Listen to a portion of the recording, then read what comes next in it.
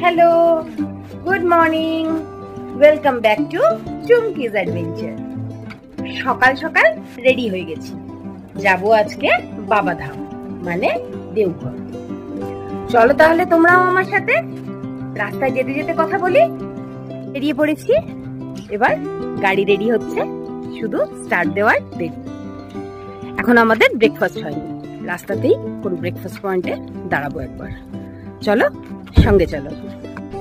উঠে পড়েছি গাড়িতে, সুজয় ড্রাইভ করছে। প্রায় যেতে হবে এখন 4 ঘন্টা রাস্তা। চলো আস্তে আস্তে এগাই, সারাদিনের ট্যুর। টাউনশিপ ছেড়ে বেরিয়ে ধরে নিয়েছি হাইওয়ে, সেই একই চেনা রাস্তা, আসানসোল দিয়েই যেতে হবে। তাই আর এই রাস্তাটা নতুন করে তোমাদেরকে দেখাচ্ছি না, সবাই তোমরা এই রাস্তাটা চেনো। পৌঁছে গেছি ব্রেকফাস্ট পয়েন্টে। অ্যাকচুয়ালি এটা ঘাগরপুরি মন্দির। আজকে আর মন্দিরে ঢুকবো না, লাইন আছে প্রচুর। দূর থেকে প্রণাম করে এখানেই ব্রেকফাস্ট করে আমরা রওনা দেবো বাবাধামের দিকে, নাহলে আজকে অনেক দেরি হয়ে যাবে। তোমরাও আজকে আমার সাথে মাকে দূর থেকেই প্রণাম করে নাও।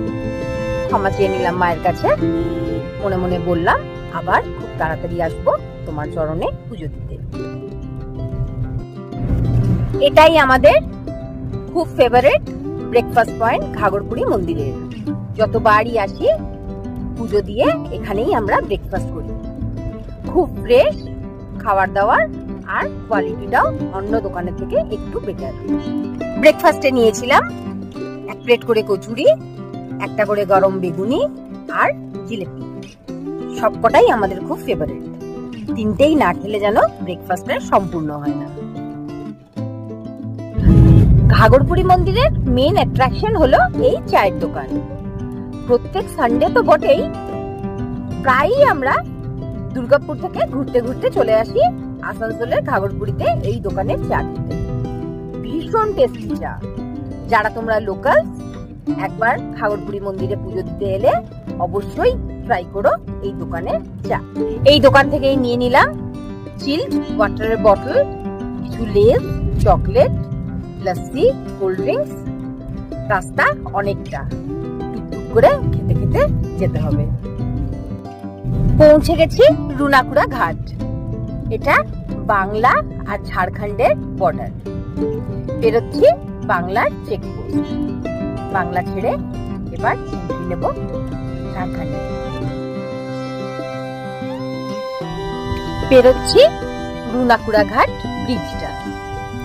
হেভি লোডেড ট্রাক চলে চলে ব্রিজটার অবস্থা একদম খারাপ হয়ে গেছে। এখান থেকে জামতারা আর 40 কিলোমিটার। জামতারা থেকে ধরবো আমরা দুমকা। চলে এসেছি ঝাড়খণ্ড এন্ট্রি পয়েন্ট, চেকপোস্ট বেরোচ্ছি।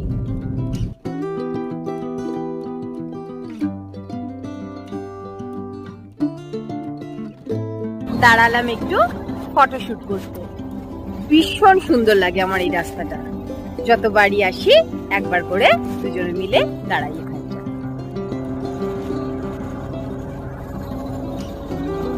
ঝাড়খণ্ড ঢুকে প্রথমেই ফার্স্ট স্টপ হয় এটা আমাদের। সবুজ গাছের মাঝখানে সরু রাস্তা, আর চারিদিকটা পুরো সবুজে ভরা। গাড়িতে যেতে যেতে চোখ পড়লো সাইনবোর্ডে, লেখা আছে দুমকা আর 57 কিলোমিটার, মোটামুটি ঘন্টাখানেকের রাস্তা। এগোই আস্তে আস্তে। ঝাড়খণ্ড মানে পাহাড় আর সবুজের মেলবন্ধন। এখানে প্রকৃতি যেন নিজের ছবি নিজেই আঁকে। পাহাড় কেটে বানানো আঁকা বাঁকা রাস্তা, অপূর্ব এক সৌন্দর্য। বাড়ির কাছেই এরকম একটা পাহাড় আর সবুজের মেলবন্ধন আমাকে প্রায় টেনে নিয়ে আসে এই জায়গায়।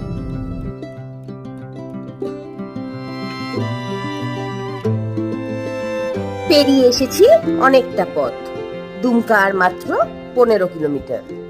কিন্তু আমাদেরকে পুরো দুমকা সিটির মধ্যে ঢুকতে হবে না, আগে থেকেই একটা ছোট্ট টার্ন, আর সেই টার্ন ধরে চলে যাব দেওঘরের দিকে। রাস্তার ধারে ছড়িয়ে আছে সবুজের ছায়া, একটা অন্যরকম প্রকৃতির শান্তি। চুপচাপ এই পথ ধরে এগিয়ে চলেছি, চোখে দেওঘরের স্বপ্ন। পুরো রাস্তাটাই এত সুন্দর, যতই দেখি মন কিছুতেই ভরে না। গাড়ি ছুটছে নিজের মতো একটা নিঃশব্দ পথে, আর আমরা দুজনে একদম শান্ত। কোনো কথা নেই, শুধু দুজন দুটো জানলা দিয়ে চোখ ভরে দেখছি এই প্রকৃতির অপূর্ব রূপ। মাঝে মাঝে হঠাৎ সুজয় বলে উঠছে, উফ কি দারুণ লাগছে না? আর আমি চুপি চুপি হাসছি। এই শান্তি, এই দৃশ্য, এই পথ চলাই যেন সবচেয়ে বড় সুখ। অনেকক্ষণ ধরে গাড়িতে বসেই উপভোগ করলাম এই প্রকৃতির সৌন্দর্য। চোখ ভরে দেখলাম, কিন্তু মন আর ভরে না। তাই এই জায়গায় এসে গাড়ি আর এগোলো না, দাঁড়াতেই হলো। থামতে হলো কিছুক্ষণ। সবুজের গন্ধ, বাতাসের ছোঁয়া, আর ছোট্ট পাহাড়গুলো সবুজে মোড়া রূপ, সবকিছুই নিজেকে নতুন করে ভাবতে শেখায়। এই সময়ের মধ্যেই যেন একটা শান্তি লুকিয়ে আছে, একটা গোপন গল্প। ফাঁকা রাস্তায় একান্তে দুজন দাঁড়িয়ে মন ভরে একটু সবুজকে উপভোগ করলাম। নিজেদের মধ্যে বলে নিলাম কিছু না বলা কথা। টুমকা ছেড়ে এবার ধরেছি দেওঘরের রাস্তা। এই পথ ধরে চলতে গেলে প্রথমে পড়ে ছোটনাথের মন্দির, তারপর বাসুকীনাথ ধাম আর ত্রিকুট পর্বত, আর সব শেষে পড়ে দেওঘর বাবাধাম। হিন্দু শাস্ত্র অনুযায়ী বলে প্রথমে ছোটনাথজির দর্শন, তারপর বাসুকীনাথজির দর্শন, আর সব শেষে বাবাধামে গিয়ে বাবার মাথায় জল ঢালা। কিন্তু আমাদের হাতে সময় একটু কম, তাই আমরা সোজাই এগিয়ে চলেছি বাবাধামের দিকে। মনের ভিতরেই নিয়ে নিচ্ছি বাকি ধামগুলোর প্রদীপ। কাছাকাছি পৌঁছে গেছি বাসুকীনাথ ধামের, কিন্তু এখান থেকেই জ্যাম শুরু। গাড়ি একদমই এগোতে চায় না। এখানে একটা ইম্পর্টেন্ট কথা বলে রাখি, যারা শ্রাবণ মাসে দেওঘর বা বাবাধামের দিকে আসবেন তাদের জন্য এই রোডটা প্রায় বন্ধ। বাইরের প্রাইভেট গাড়িগুলোকে 10-15 কিলোমিটার আগেই ঘুরিয়ে পার্কিং প্লটে পাঠিয়ে দেওয়া হয়। আমরাও একই জিনিস ফেস করেছিলাম, জ্যাম, ব্লক, আর কোনো উপায় ছিল না। কিন্তু পুলিশকে একটু রিকোয়েস্ট করাতে আমাদের একটা গাড়ি ওরা ছেড়ে দিয়েছিল। এই রাস্তায় এখন শুধু লোকাল ট্রান্সপোর্টই অ্যালাউ আছে, টোটো, অটো, রিক্সা বা অফিসিয়াল শাটল সার্ভিস। তাই আগে থেকেই যদি প্ল্যান করে আসেন, এই বিষয়গুলো মাথায় রেখেই বেরোতে হবে। রাস্তার দুধারে লাইন হোটেল সারি দিয়ে দাঁড়িয়ে আছে, ভক্তদের খাওয়া দাওয়ার কোনো অসুবিধা হবে না। চা, জল, কোল্ড ড্রিঙ্কস, ডিনার, লাঞ্চ সবই পাওয়া যাচ্ছে এই দোকানগুলোতে। পৌঁছে গেছি বাসুকীনাথ ধাম, আর এখানেই চলছে শ্রাবণী মেলার গর্জন। পুরো দেওঘর জুড়েই চলছে উৎসবের মরশুম, ভক্তির এক অপূর্ব প্রবাহ। শহর জুড়ে সাজো সাজো রব, মন্দিরের ঘন্টা, ঢাকের তাল, আর দূর দূর থেকে আসা ভক্তদের আগমনী এক অন্যরকম অনুভব। সামনাসামনি পার্কিং এর কোনো জায়গা নেই। বহু দূরে সুজয় গাড়িটা পার্ক করতে পেরেছিল কোনো মতে, দিয়ে একবার প্রণাম করতে এসেছিল। মন্দিরের গেট থেকে অনেকটা হেঁটে ভেতরে গিয়ে তারপর মেন মন্দির। চলে এসেছি নন্দী চকে। লাখ লাখ ভক্তের আগমন, যতদূর চোখ যাচ্ছে শুধুই গেরুয়া বস্ত্রে ভক্তর দল এগিয়ে যাচ্ছে। দেখে নাও তোমরাও नंदी चौके बासुकीनाथ मंदिर। इस तेल को खरीदना मत, हमको पैसा मत देना। इस तेल को एक भाग लहसुन में যদি হাতে সময় থাকে নিশ্চয়ই তোমাদেরকে দর্শন করাবো বাসুকীনাথ ধাম। এখন আগে আমরা বাবাধামে চেষ্টা করি জল ঢালার। প্রণাম সেরে ভিড় ঠেলে বেরিয়ে গাড়ি নিয়ে এগোতে লাগলাম দেওঘরের দিকে। এসে দাঁড়ালাম দেওঘরের প্রচুর পরিচিত পেড়া ভান্ডারে। রাস্তার দুধারে শুধু পেড়ার দোকান। দেওঘরের পেড়া তো চিরকালেরই ফেমাস, কিন্তু যদি আমার অনেস্ট রিভিউ চাও তাহলে বলবো মেন রোডের দোকান থেকে না নিয়ে মন্দিরের সংলগ্ন দোকানগুলো থেকে নিলে বেটার হবে। কেন? সেল বেশি বলে স্টক ঘোরে, তাই পেড়া ফ্রেশ থাকে। এই ভিড়ের মধ্যে এই সব দোকানগুলোতে পুরোটাই চিনি আর আটা মেলাচ্ছে, টেস্টে ভীষণ বাজে। সুজয়কে বলেছিলাম যদি মন্দিরের পাশে ফ্রেশ পেড়া পাই তাহলে সেখান থেকেও অল্প নিয়ে নেব। সত্যি যেটা মন্দিরের পাশে একটা ছোট্ট দোকান থেকে কিনলাম সেটা ছিল ফ্রেশ, সফট এবং অনেক বেশি টেস্টি। ঘরের জন্য আবার পেড়া নিলাম, কিন্তু নেক্সট টাইম থেকে যেখানে টেস্ট হয় ফ্রেশ সেখানেই থামবো, ব্র্যান্ড নেম দেখে নয়। প্রায় পৌঁছে গেছি কাছাকাছি, দেওঘর আর মাত্র 9 কিলোমিটার। কিন্তু যেটা মেন প্রবলেম সেটা হচ্ছে গাড়ি পার্কিং। অন্য সময় এলে আমরা গাড়ি পার্কিং করি কর্পোরেশনের মাঠে, কিন্তু এখন সেখানে চলছে মেলা, তাই সিটির ভেতরে আর গাড়ি নিয়ে ঢোকা যাবে না। চলো দেখি কোথায় পাই পার্কিং এর জায়গা। মন্দির থেকে প্রায় 3 কিলোমিটার আগে একটা দোকানের সামনে গাড়িটা পার্কিং করলাম। আমরা এখন একটা টোটো ধরেছি, টোটোতে করে যাব মন্দির দর্শনে। গাড়িটা অনেক দূরে রেখে দিলাম, প্রচন্ড ভিড় ওখানে, তাই গাড়ি পার্কিং এর জায়গা পাবো না। এবার টোটো নামিয়ে দিয়েছে, আমরা হেঁটে হেঁটে যাচ্ছি বাবা মন্দির। কাছে, বেশি দূর না, বলছে 1 কিলোমিটারের মধ্যেই। চলো দেখি বাবা মন্দিরের ওখানে কত ভিড় আছে।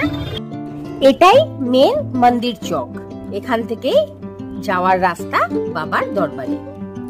আগেও আমরা এই রাস্তায় বহুবার এসেছি, তাই এই সব রাস্তাগুলো আমাদের চেনা। মন্দিরের দুপাশে সারি দিয়ে বসেছে মেলার মতো দোকান। বিক্রি হচ্ছে চিড়ে, যেটা বাবার মেন প্রসাদ। সঙ্গে আছে নকুলদানা, পেড়া, যার যেমন ইচ্ছে সেরকম প্রসাদ।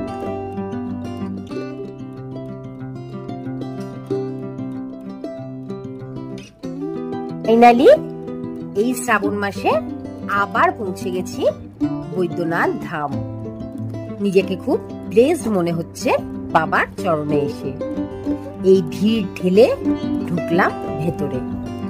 চলো দেখি ভেতরে কি অবস্থা। এই দোকান থেকে কিনে নিলাম গঙ্গা জল আর প্রসাদ। আমরা এখন আছি মন্দিরের পেছন গেটে। এখান থেকে সিঁড়ি দিয়ে উঠে লাইন দিয়ে যেতে হবে বাবার দরবারে, কিন্তু মন্দিরের মেন দরজা বন্ধ। এইভাবে লাইন দিয়ে গিয়ে আর একটু সামনে যাওয়া যাবে, কিন্তু দরজা এই ভিড়ে বন্ধ। সবাইকে চ্যানেলের মধ্যে জল ঢালতে হবে। একটু আগে থেকে গিয়ে জল ঢাললে হয়তো বাবার দর্শন করা যাবে। চলো আমরা মন্দিরের সামনের দিকে যাই। মন্দিরটা কি অপরিষ্কার করে রেখেছে ভক্তরা, যেখানে সেখানে ফেলে দিচ্ছে প্লাস্টিকের বোতল, নোংরা ফুল, জমে থাকা বেলপাতা, সব ঠাকুরের জিনিস লাগছে পায়ে। এলাম মন্দিরের সামনের দিকে। আজ বুধবার, তাও এই ভিড়। জানি না সোমবার কি হচ্ছে। শ্রাবণ মাসে এই বাবাধামের চরণে আসা বিশাল পুণ্যের ব্যাপার। শুধু পূর্ণ নয়, ভাগ্যের ব্যাপার। ঠেলা ঠেলি, গুতোগুতি সবই চলছে এই মাসে, কিন্তু কিছু করার নেই, সবাইকেই জল ঢালার সুযোগ দিতে হবে। এই চিত্র মোটামুটি মাথায় নিয়েই আসি প্রত্যেকবার। মেন মন্দিরে ঢোকার পারমিশন নেই, বাইরে থেকেই সবাই পুজো করিয়ে নিচ্ছে। এইখানে এই পুরোহিত মশাই সবার নামগোত্র দিয়ে পুজো করছেন। হর হর মহাদেব, হর হর মহাদেব, হর হর মহাদেব, হর হর ভিড় ঠেলে জল ঢেলে এসে সুজয় কোনো মতে আমাকে ঠেলে ঢোকালো ভিড়ের মধ্যে। আমিও এই চ্যানেলের মধ্যে জল ঢেলে নিলাম।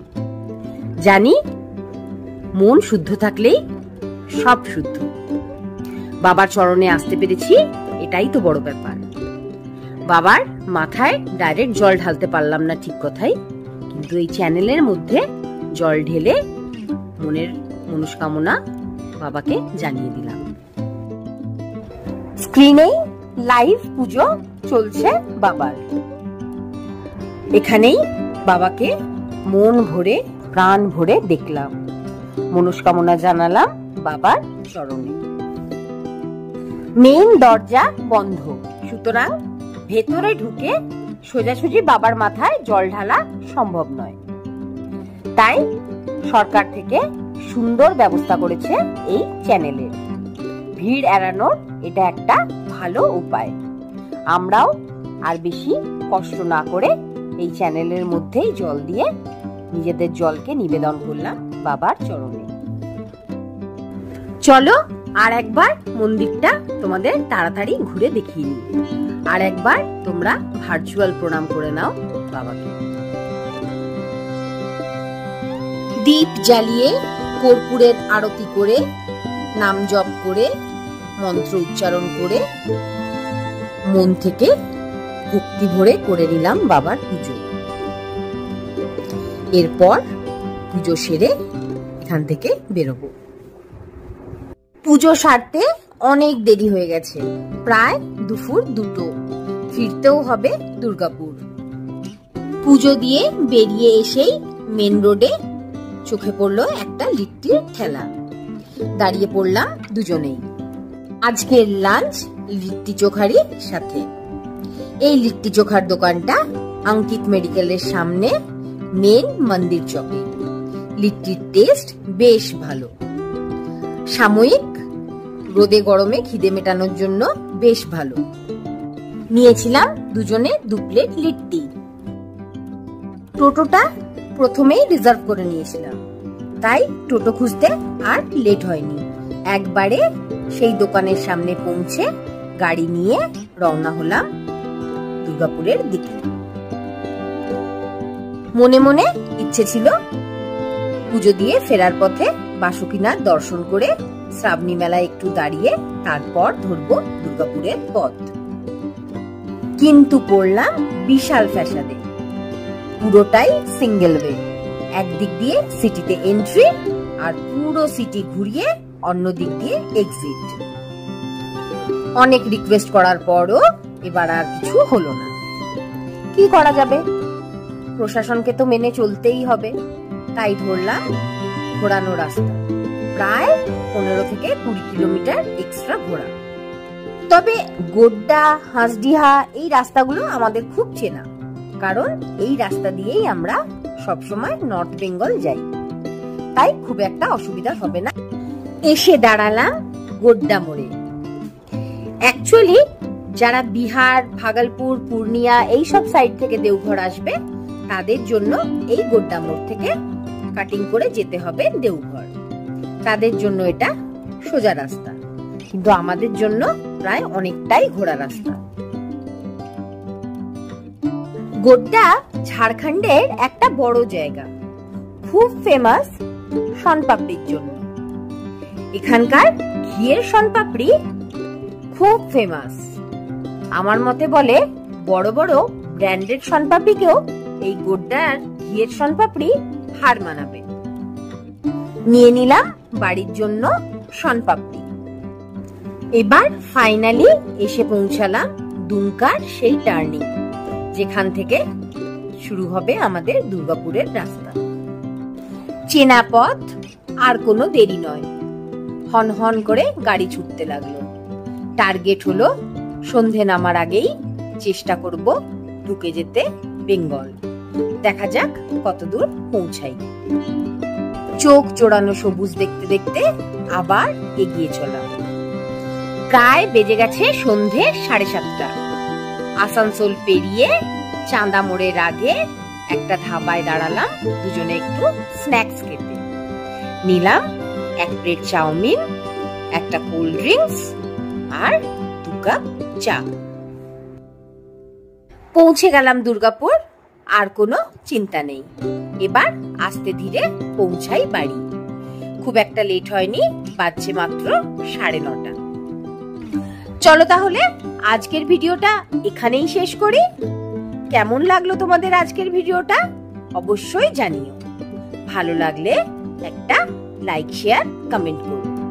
আর হ্যাঁ, সাবস্ক্রাইব আর বেল আইকনটা প্রেস করতে ভুলো না কিন্তু। ততক্ষণের জন্য টাটা। দেখা হবে খুব শীঘ্রই একটা নতুন ভিডিওতে।